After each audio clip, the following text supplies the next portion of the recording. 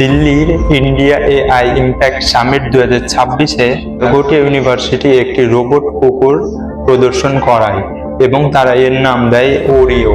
ইউনিভার্সিটির প্রফেসর নেহা সিং গর্ব করে বলেন, এটা তাদের ইউনিভার্সিটি সেন্টার অফ এক্সেলেন্স তৈরি করেছে, এমনকি এতে 350 কোটি টাকা ইনভেস্ট করা হয়েছে। Orion, you need to meet Orion, and this has been developed by the Center of Excellence at the Galgotias University.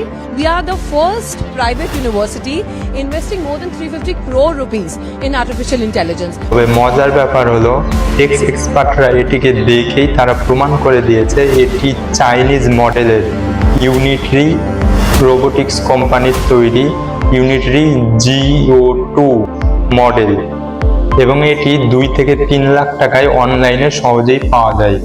আর এটি যখন সবাই জেনে যায় তখন প্রফেসর নেহা সিং বলেন, তারা কখনোই বলেনি যে এই রোবট কুকুরটি তাদের ইউনিভার্সিটি বানিয়েছে, এটা তারা চায়না থেকে কিনেছে, তাদের ছাত্রদের গবেষণার জন্য কেনা হয়েছে। उस रोबो डॉग पे उसकी ब्रांडिंग ऊपर ही है, हमने वो ब्रांडिंग चेंज नहीं की, तो हम कैसे क्लेम कर सकते हैं कि ये हमने मैन्युफैक्चर किया है। 2017 এবং 2014 সালে এআই সামিটে সেরা পুরস্কার পায় নরেন্দ্র মোদীর হাত থেকে এই গলগোটিয়া ইউনিভার্সিটি।